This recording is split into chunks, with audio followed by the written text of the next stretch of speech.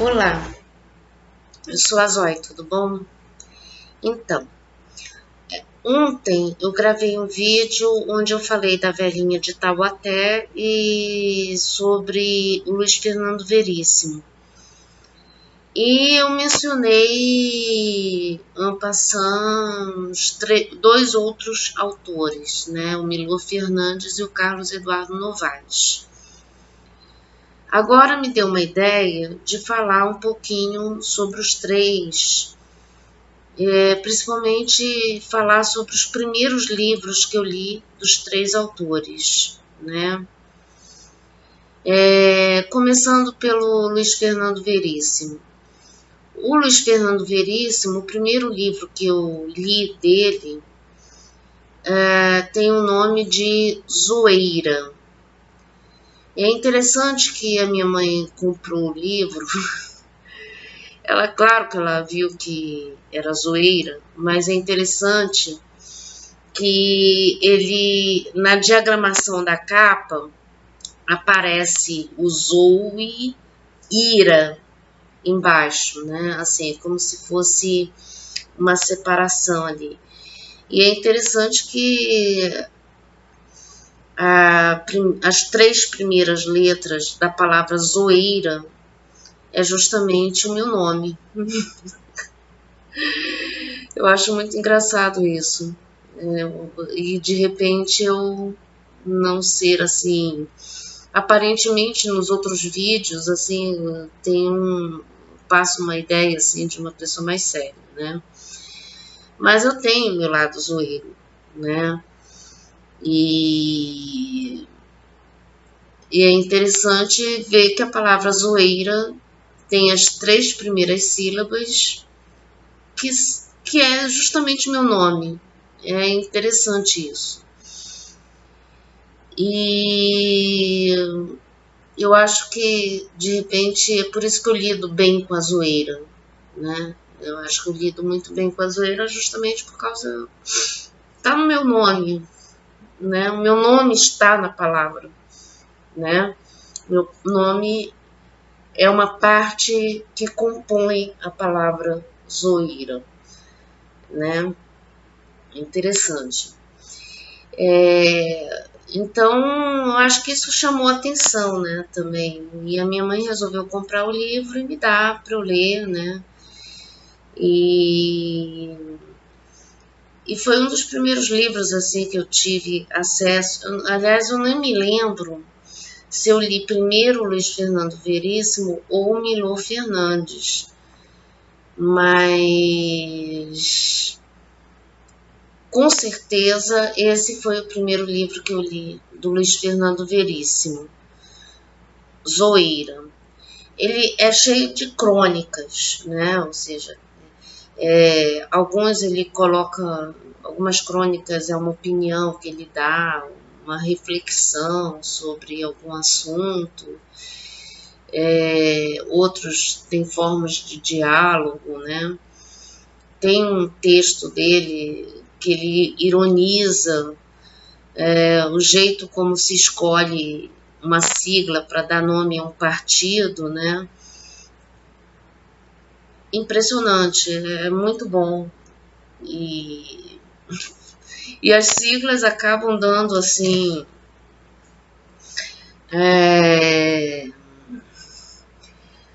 Sempre quando você pega o nome do partido completo e transforma numa sigla, sempre dá uma palavrinha assim de duplo sentido, uma palavrinha assim de duplo sentido. É muito interessante isso, né? Então tem algumas crônicas que têm um caráter político, tem outros que têm um caráter mais, digamos, do dia a dia, do cotidiano, né? Porque certos assuntos do cotidiano também são interessantes, né, para você escrever e ao mesmo tempo descreve um pouco a sociedade, né? É uma coisa bem interessante.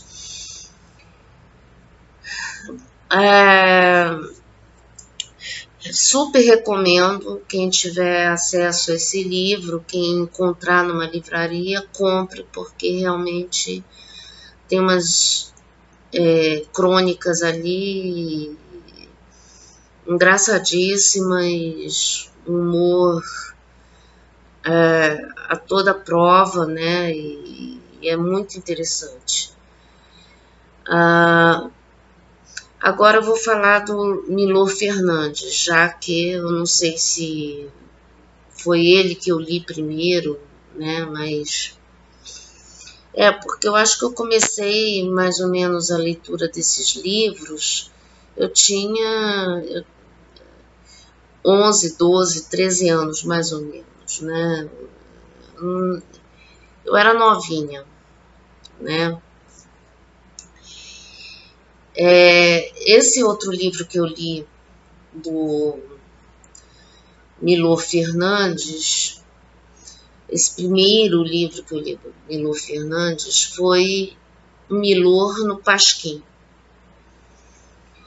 que nesse caso, como o próprio nome sugere, né, é uma coletânea também de crônicas que ele escreveu durante a época que ele escrevia no Pasquim, ou na época que o Pasquim existia. Né? O que era o Pasquim? O Pasquim era um tabloide que tinha crônicas, quadrinhos, artigos de caráter político, né? E todos eles com um certo engajamento anti-ditadura, né? Eu não sei dizer se todos os autores, todos os colaboradores do tabloide eram necessariamente de esquerda, aquela esquerda, né? Mas todos eles, com certeza, eram pró-democracia, tinham uma leitura da realidade que achava que tinha que lutar contra o sistema que estava acontecendo, né? Então, nesse tabloide, chegaram a trabalhar pessoas como o Ziraldo, o Milor, Jaguar,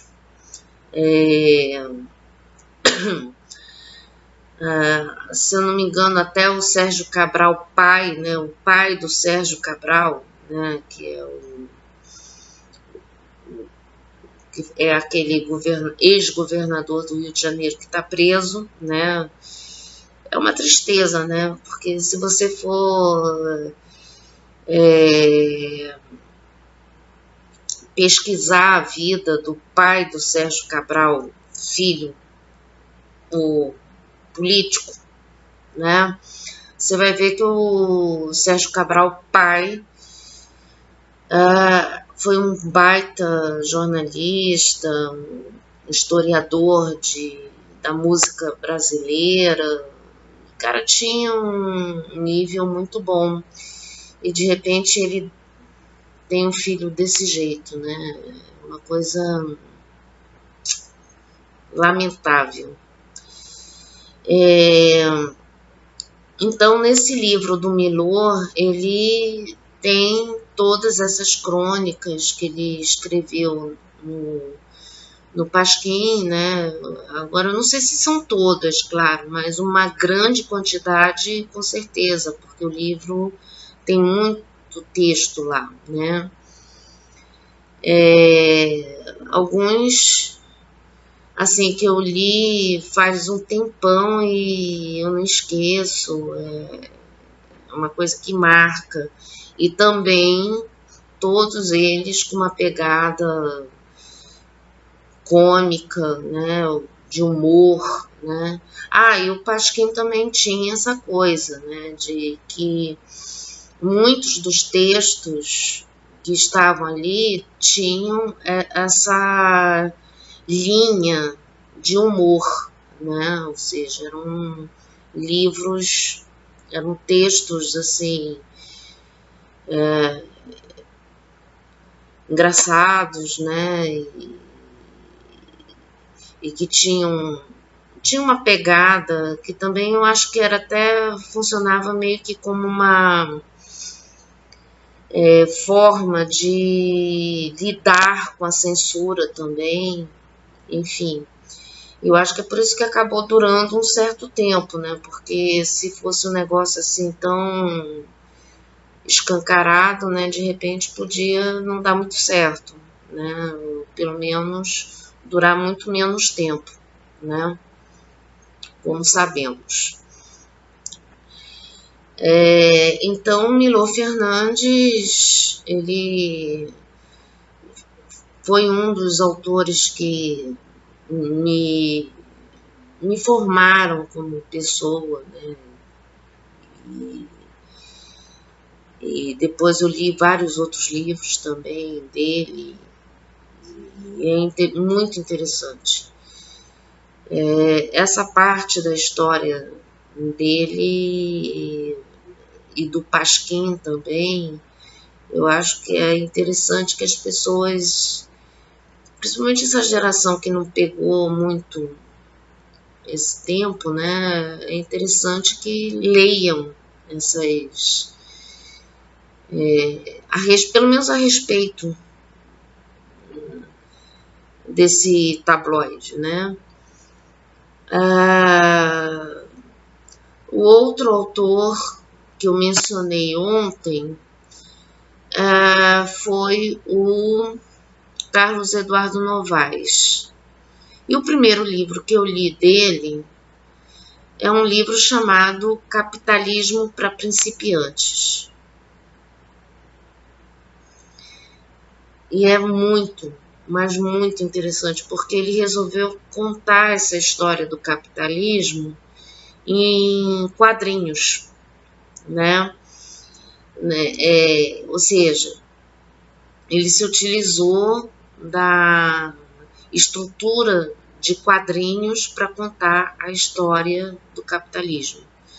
Então ele começa até mesmo desde a Idade da Pedra, quando, sei lá, quando de repente havia um sistema de trocas ali, um esquema de, ou seja, é muito interessante porque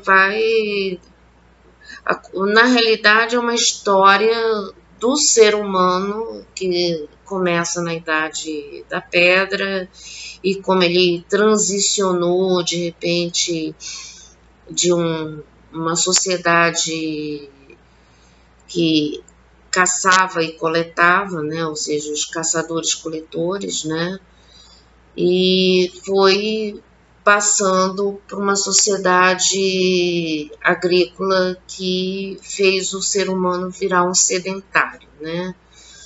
Só que sedentário, nesse caso, entenda-se uma pessoa que mora fixa no lugar e que não tem que ficar andando para lá e para cá atrás de alimento, né? Porque o alimento já está lá confinado no terreno dele, né? Então é mais ou menos isso. E daí por diante, daí começa o período feudal, história antiga, feudalismo, todos esses momentos onde houve alguma transformação no sistema de consumo, trocas e desenvolvimento disso na humanidade, né? É interessante, o livro conta tudo isso, como eu falei, em forma de quadrinhos. E é muito bom. Eu E hoje em dia, até que eu acho que é interessante, porque as pessoas às vezes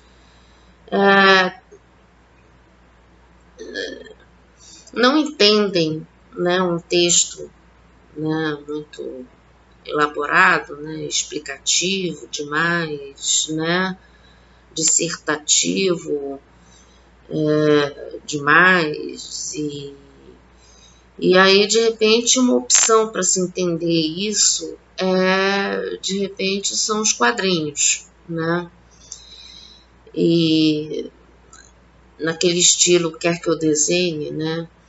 Então acho que o Carlos Eduardo Novaes ele já fez isso, né. Então vale a recomendação para quem não. E é uma coisa muito bem explicada, né? É uma coisa muito bem explicada ali, ou seja, não falta, ou seja, pelo menos o essencial tá lá, né? O essencial dessa história do capitalismo está lá nesse livro. E eu acho interessante e engraçado. Ou seja, eu acho que quando você lê uma coisa engraçada, você tende a memorizar um pouco melhor, né? De repente, né? De repente, o que falta é um pouco de humor na hora de explicar certos assuntos, né? É por aí. E como bônus de um autor que eu não citei ontem, mas eu gosto muito e já li também muito, é justamente o Enfio, né? Esse daí é um pouquinho mais complicado, porque eu não me lembro exatamente qual dos dois. Tem 2 livros que eu li dele há muito tempo, aí de forma que eu não lembro muito bem qual dos 2 eu li primeiro. Mas então eu vou falar dos 2, porque os 2 valem a pena, né? Os 2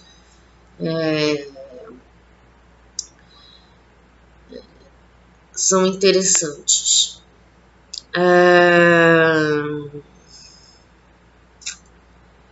Bom, eu acho que antes é interessante que eu fale um pouco sobre quem foi o Enfio, né? Porque o Enfio, ele foi um desenhista de humor, né? E também trabalhava no Pasquim como o Milor, né? E ele desenvolveu vários personagens interessantes, como a Graúna, o Fradinho, né? Então ele tinha vários personagens assim, mas ele também tinha os textos.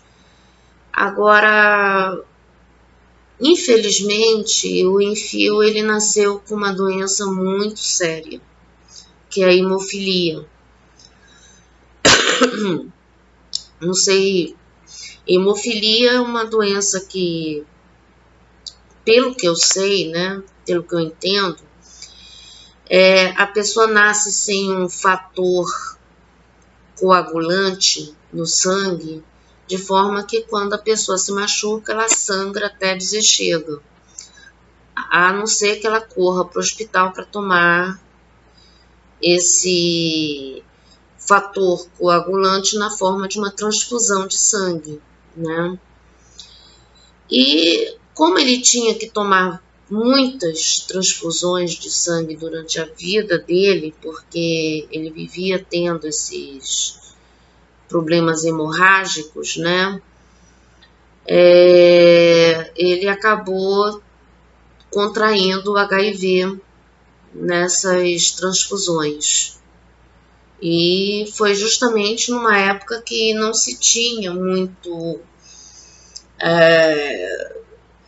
cuidado na hora de testar o sangue, né? Ou então os exames para fazer essas testagens não eram tão disponibilizados assim na rede pública. Enfim, eu não sei muito bem como é que era a situação naquela época, mas era, como faz muito tempo isso, acredito que essas transfusões eram feitas de uma maneira meio sem cuidado, né? Ou seja, meio descuidada, né? E acabou que, infelizmente, isso aconteceu. E ele tinha mais 2 irmãos que também tinham essa mesma doença, e um deles ficou até bem conhecido também, né? Ou seja, ele é irmão de nada mais, nada menos do que do Betinho, que foi um dos idealizadores desse negócio de fome zero, né? Ou seja, era um cara que militava, ele era um sociólogo militante, e não só militava, como também ele era atuante na militância, né? Ou seja, ele ia lá, pegava as cestas básicas, distribuía, enfim, era um... Eu amo o Betinho, né? E o irmão dele também, né? Então, impressionante, muito bom, enfim. Aí o Enfio, ele também escrevia no Pasquim alguns textos, né? E também desenhava, né? Fazia os desenhos, né? Com as críticas sociais ali, de uma forma super bem-humorada, né? E os 2 livros que eu tenho a sugerir aqui nesse vídeo do Enfio, um é Enfio na China. Ali ele conta Enfio na China, agora tem um subtítulo assim, depois da Coca-Cola, ou antes da Coca-Cola, enfim, tem alguma coisa a ver com Coca-Cola lá, porque o problema é que esse livro eu li muito tempo, e os livros não eram nem sequer meu, era de uma prima minha, que eu estava hospedada na casa dela, e eu peguei para ler, enfim. E aí, nesse livro, ele conta a viagem que ele fez para a China e as impressões que ele teve desse comunismo chinês. Aparentemente ele não gostou muito, né? Porque ele vivia dando umas debochadas de algumas coisas que ele via lá, né? Agora também é o seguinte, né? O cara trabalhava com humor. Também, se ele não fosse fazer um pequeno deboche de algumas coisas, eu acho que ele não seria ele, né? Então, mas a impressão que dá é que certas coisas não agradaram muito. Principalmente quando ele foi se consultar com um médico que supostamente era versado em medicina chinesa, né? E envolvia acupuntura ali, né? E esses tratamentos orientais, né? E aí ele foi se consultar porque ele queria saber assim qual era o know-how de tratamentos orientais em relação à hemofilia, né? Eu acho que nessa época o HIV ainda não tinha entrado na história, né? Provavelmente não. Até porque eu acho que esse livro é muito mais antigo do que esse boom do HIV, né? Aí o que que acontece? Ele foi perguntar ali sobre hemofilia e ele descobriu que ninguém sabia nada a respeito de hemofilia. Porque não tinha pacientes com hemofilia, então eles não estudavam nada a respeito de hemofilia. Não sei, não vou. Pelo que eu entendi que o Enfio escreveu no livro, que parece que não tinha hemofilia na China. Ele deu a entender que o médico disse algo desse tipo, né? Mas, né, eu acho bem difícil um país com mais de 1 bilhão de habitantes, 1 bilhão de habitantes, não ter um caso sequer de hemofilia, né? Mas tudo bem, diz que não tem, né? Agora, então por isso o médico não entendia, não podia falar nada porque ele nunca viu, ou pelo menos o médico nunca ouviu falar de hemofilia, porque ele nunca tratou de ninguém com hemofilia, nunca precisou estudar a respeito, né? E então ficou por isso mesmo, né? Então ele, claro, né, tinha que ter soltado uma pérolazinha ali, né, a respeito disso.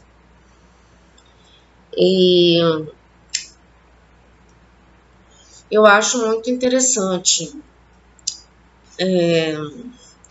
Porque pelo que eu entendi, na China eles eram muito utilitaristas, ou seja, o tipo de comunismo deles era uma coisa assim, não precisa disso, então a gente não vai se esforçar para fazer além daquilo que é necessário, né?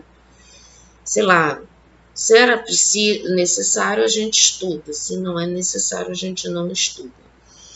Eu acho que era mais ou menos essa lógica. E aí ele conta como é que era, né? Outras coisas interessantes, né? Que eu acho interessante, que já que todo mundo acha que a gente estava vivendo no comunismo, né? Interessante para ver como é que é comunismo, né? Pelo menos é um livro que explica muito bem como é que funciona o comunismo, pelo menos o comunismo chinês, né? Então, fica a dica. E o outro livro, que eu não sei se eu li antes ou depois desse, é um livro chamado Diretas Já, que, como o nome diz, foi escrito durante o regime do Figueiredo, né? Ou seja, já estava no finalzinho ali do regime militar, né? Ou seja, agora também é o seguinte, obviamente, o livro da China foi escrito, provavelmente, antes do Direta Já, mas não quer dizer que eu li um livro, ou seja, já que eu não estava